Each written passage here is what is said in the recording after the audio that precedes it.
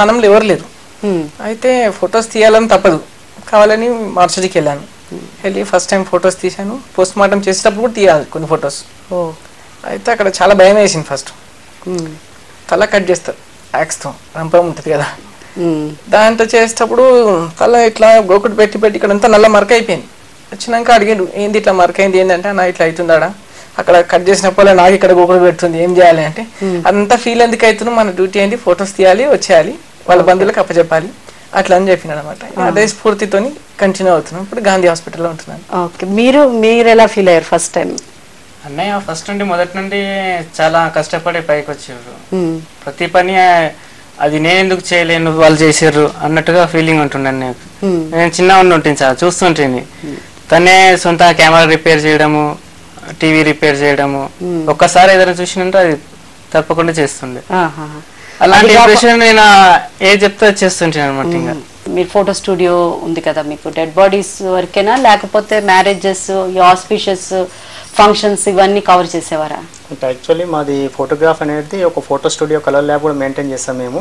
Outdoors అవన్నీ maintain చేసేవాళ్ళం. రాను ఈ సబ్జెక్ట్ అనేది ఇక్కడ డైవర్ట్ అయిపోయింది కాబట్టి కొంతమంది ఓల్డ్ కస్టమర్స్ ఇప్పటి కూడా మాకు ఆర్డర్స్ ఇస్తూ ఉంటారు, అంటే పెళ్లిళ్ళకి చిన్న చిన్న ఫంక్షన్స్కి. కాకపోతే ఏంటంటే వాళ్ళు, అరే ఇప్పుడు మీరు శవాల ఫోటోలు తీస్తున్నారు, ఈ కెమెరాలతో మాకు కూడా తీస్తారా అనేది ఒక జనరల్గా ఫోటోగ్రాఫ్లలో ఈ ఫోటోగ్రాఫ్స్ మిక్స్ అయినా కానీ, అయ్యో మా ఫోటో అందులో పెట్టారు ఏంటి శవాల ఫోటోలలో అనేది ఒక షాక్ లాగా గురవుతారు చాలా మందికి. అదే వెంటనే ఫీలింగ్ అనేది వస్తుంది వాళ్ళకి, అంటే చనిపోయాడు మాదే పెట్టారేంటి, ఈ కెమెరాతో తీస్తారేంటి, దీంట్లో తీయొద్దండి అంటే వాళ్ళ కొంచెం అవేర్నెస్ తీసుకొని రావాలి అని చెప్పేసి వాళ్ళు కూర్చోబెట్టి ఒక సాఫ్ట్గా వాళ్ళని అవేర్నెస్ చేయడం ఒకటి. అయితే దీని ద్వారా రాను మేము ఏం చేస్తామంటే, ఇప్పుడు విక్టిమ్స్ వస్తూ ఉంటారు, ఈరోజు తప్పిపోయిన వాళ్ళు ఈ మహాప్రపంచం ఏ పోలీస్ స్టేషన్లో అడగలేరు, అడిగినా కానీ ఆ లిమిట్స్ వరకు వాళ్ళు చెప్పగలుగుతారు. అదర్వైజ్ మరి ఎక్కడ వెతకాలో నానా రకాలుగా మిస్యూజ్ అయ్యి ఈరోజు మంత్రకాలు అంటూ, పూజలు అంటూ, రకరకాల అభిషేకాలు అంటూ టైం అంటూ వృధా చేస్తూ ఉంటారు. అలాంటి వాళ్ళు మా దగ్గర చిన్న చిన్న ఇప్పుడు కంప్లైంట్స్ వచ్చేటప్పుడు ఒక ఫోటో తీసుకొని వస్తున్నారు. అంటే మా దగ్గర వచ్చే శవాలను ప్రతిరోజు కూడా మేము all police stations, Hyderabad, Cyberabad ఇప్పుడు recognized by commissioner police organization మాది, అండ్ రైల్వే పోలీస్.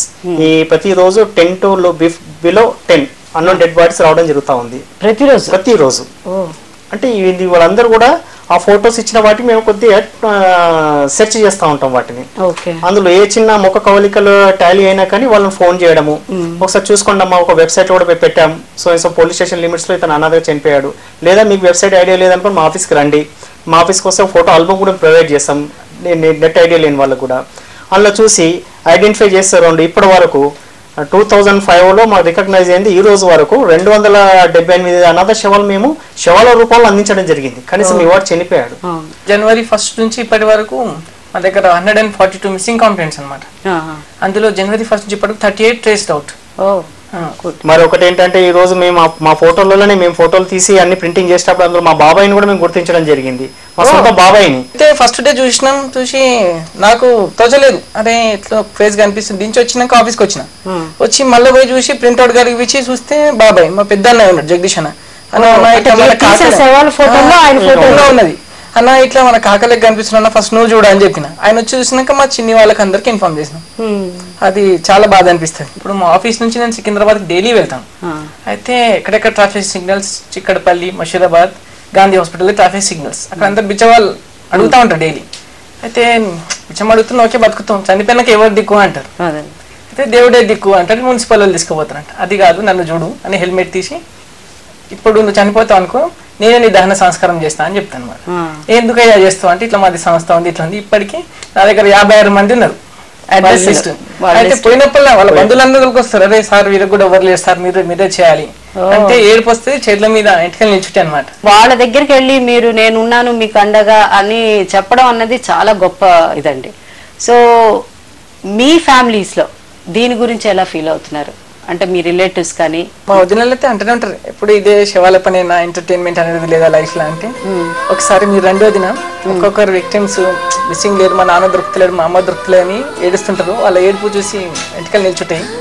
ఆ సంతోషం కట్టి ఇది వాళ్ళు షేర్ చేసుకోవడం చాలా మంచిగా అనిపిస్తుంది. ఇప్పుడు జనరల్ గా ఏంటంటే ఈ రోజుల్లో పెళ్లి చేయడానికి కూడా అందరూ మీరేం చేస్తున్నారు అని అడుగుతారు. నన్ను అడిగారు వీళ్ళ మామగారు, వాళ్ళ పెద్దల్లుడు, బాబు మరి మీరు అమ్మాయిని అడుగుతున్నారు, మరి మీ ఇన్కమ్ సోర్సెస్ ఎట్లా, మీరు అనాథ సేవా సమితి అంటారు, సేవా సమితి అంటే జోలో డబ్బులు ఖర్చు పెట్టడం కానీ బయటికి లేని రావు కదా అంటే నేను ఒకటే చెప్పాను, అన్నిటికీ డబ్బు కాదండి, డబ్బు మా ఖర్చుల వరకు మా